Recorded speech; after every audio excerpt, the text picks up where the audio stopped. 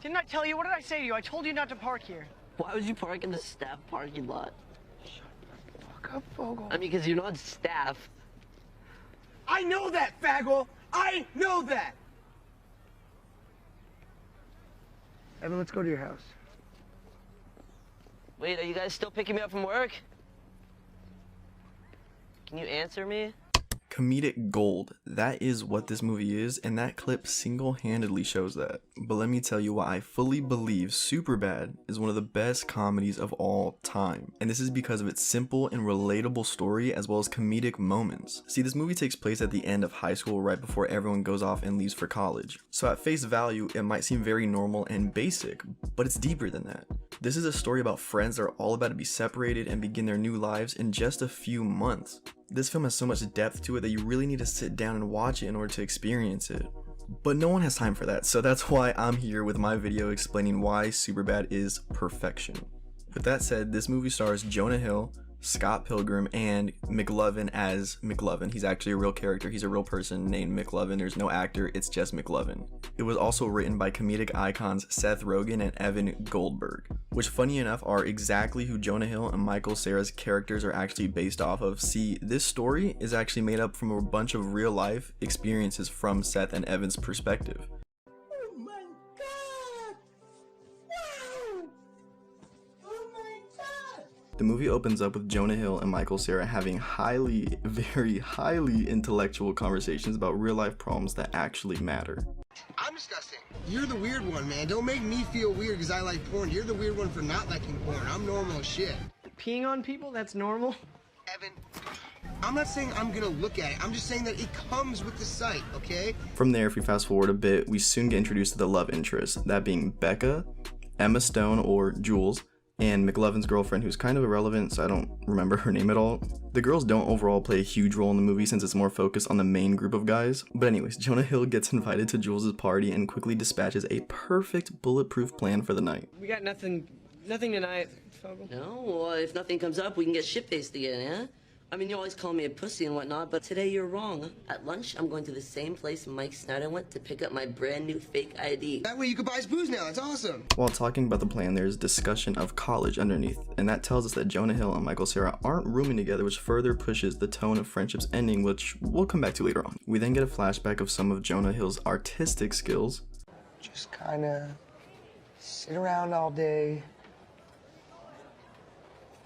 and draw pictures of dicks. What? Draw pictures of dicks.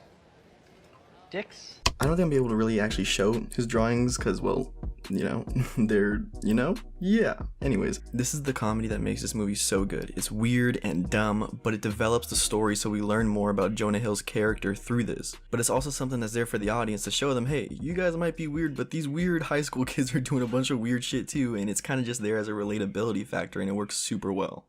Now, as of right now, we know what the mission is in the movie. Get the alcohol for the party, but we don't know what the objective is just yet.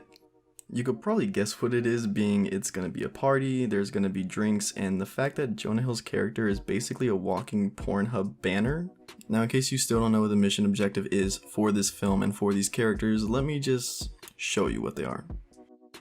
Fucking listen, okay? Jules and her stupid fucking friend came up to me and they asked me to buy her alcohol. But not just her, for a whole party. You know what that means? By some divine miracle, we were paired up and she actually thought of me. Thought of me enough to decide that I was the guy she would trust with the whole funness of her party. She wants to fuck me, she wants my dick in or around her mouth. And after that, we have this really awkward scene between Michael Cera and Becca, and it's just watch it. Just watch it. Thank you. Yeah, no problem. No, God! Ladies and gentlemen, we got him. Anyways, so the plan is to use Fogel, soon to be McLovin's, fake ID in order to get drinks. But we kind of find out his fake ID isn't the best. Changed your name to McLovin? McLovin? What kind of a stupid name is that, Fogel? What are you trying to be, an Irish R&B singer? I was between that and Muhammad. Why the fuck would it be between that or Muhammad? Why don't you just pick a common name like a normal person? You look like a future pedophile in this picture, number one. Number two, it doesn't even have a first name. It just says McLovin. What? One name? One name? Who are you, Seal? And from that scene, McLovin was born. And then Seth and Evan pull up in some of the cleanest fits I've seen of all time. Easily top 3. They decide to use McLovin's sketchy fake ID to get alcohol, and let's just say it isn't going too well so far.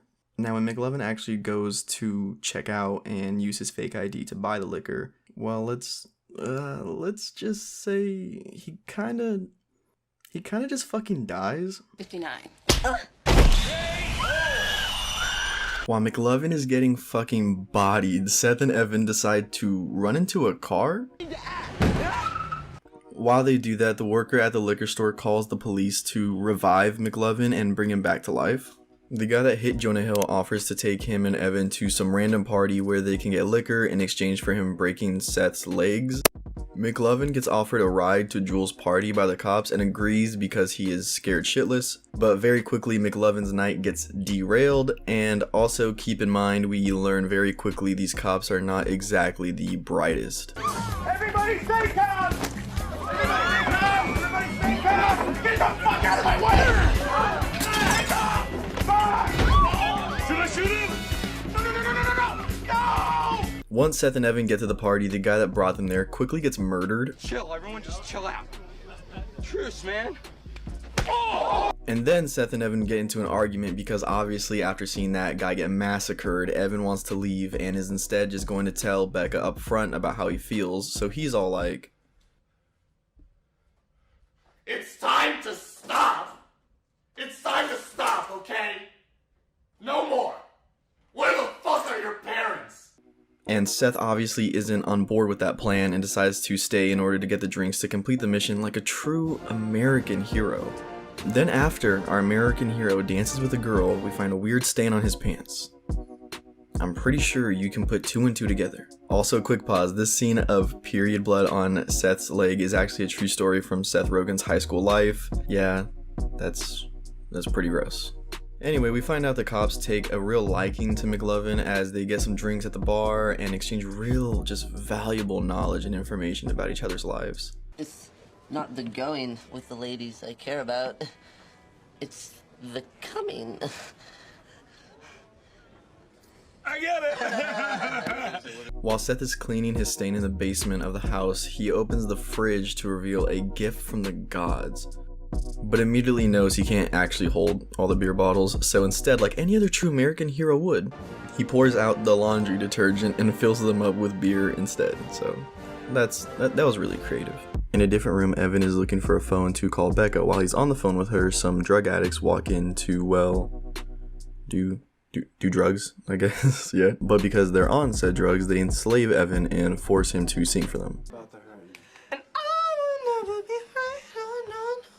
While Evan is going all American Idol in the room, we come to find out that our baby boy Seth was actually dancing with the fiance to the guy that just murdered the other guy. Evan and the drug addicts run out to see Seth and the murderer arguing, then all hell breaks loose and Seth and Evan run away. Someone calls the cops, and you would not believe which cops get called in. While the cops and McLovin are on their way to the party, Seth and Evan get into an argument in the street.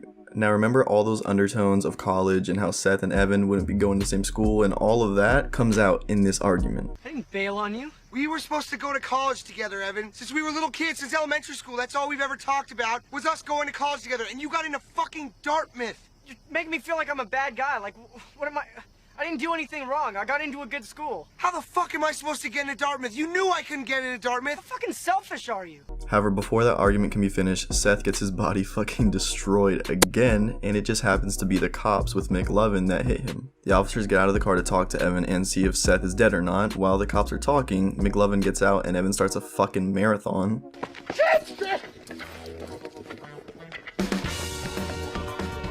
As the cops chase down Evan, Seth and McLovin make a run for it. Seth with his laundry detergent alcohol and McLovin with his drinks from the liquor store begin running through backyards to get away from the cops. And then Seth gets his fucking goddamn back blown out.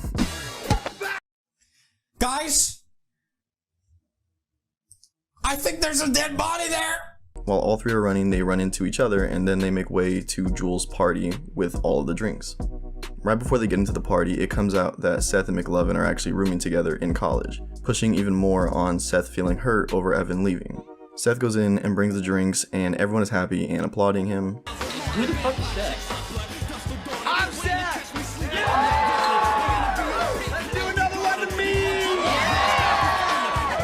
McLovin starts making moves on that one girl who is irrelevant. Then Evan goes to see Becca, who's already drunk out of her goddamn mind. Evan feels like trying to get with Becca while she's drunk is wrong, but Becca's friend offers him some advice on how to handle this situation. But she's totally hammered, and if I get with her and I'm not drunk, isn't that, like, unethical? Oh, not if you're drunk too.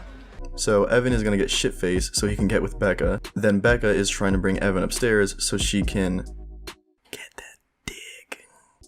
While they are starting to get busy upstairs, McLovin and his girl also go up so they can have some sensual conversations. Downstairs outside, Seth is about to make his move on Jules, and it doesn't go as planned. You don't want to, you know. Not, right now. You know, not while you're drunk. Mission failed. We'll get them next time. Back upstairs, Becca wants to fuck, but Evan doesn't wanna since they're drunk, and she's like, I don't understand why you have to be such a little bitch about it.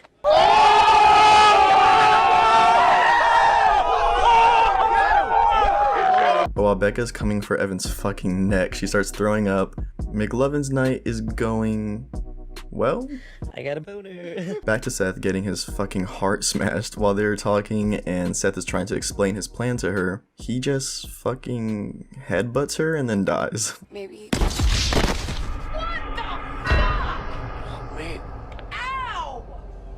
While Seth is dying on the floor, we get to see the same cops that were riding with McLovin get called in to break up Jules' party.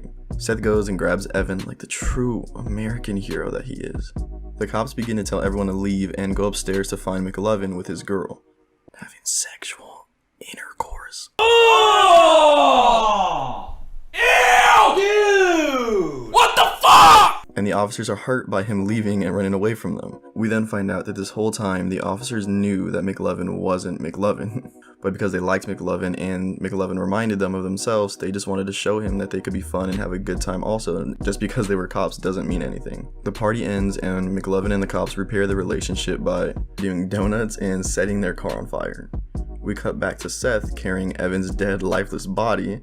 Evan then wakes up and they decide to go to Evan's house and have a sleepover there. During their sleepover, they have a really cool and honestly just a really dope, heartfelt moment between each other.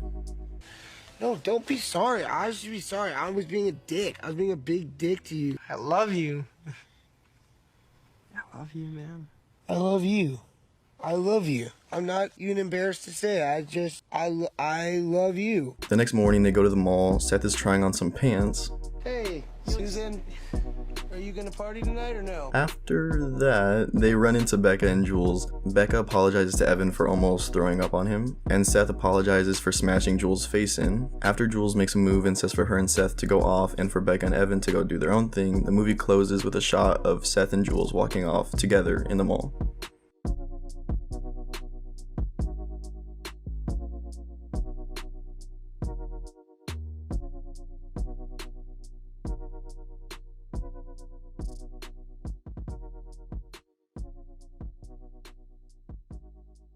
This movie has it all. It has action, 59.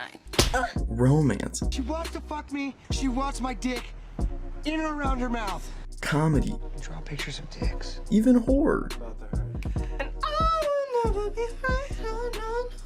This is a true coming-of-age story, not that Sundance Film Festival trash. Superbad is a movie that everyone should watch. It will teach you things, it will show you things, but even more, it'll make you feel things.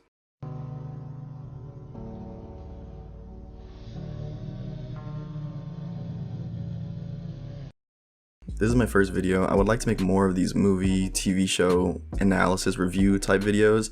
So if you liked it, you can leave a like. If you didn't, you can hit the dislike button twice and subscribe, honestly, because I want to do more of these and these take a lot of time and a lot of effort goes into this one video alone. Took a long time. So if you guys could support that, that'd be dope. If not, perfectly fine. But yeah, if you guys haven't seen Superbad yet, hopefully this video encourages you to actually go watch the movie fully. There's a lot of cool stuff you can find if you get like the digital version or the unrated version or something like that. They have just a bunch of extra scenes and just cut out stuff from the movie that honestly, they add a lot. But yeah, so hopefully you guys enjoyed this. Again, subscribe if you want. Support is honestly would be pretty meaningful. A lot of these videos that I'm going to do about movies and TV shows are probably going to get taken down or copyrighted because they have a lot of content from movies and TV shows. So chances are the monetization isn't going to be great on these, but any form of support, subscribing, liking, all that stuff is going to mean a lot. So I guess I'm going to fade off into existence now.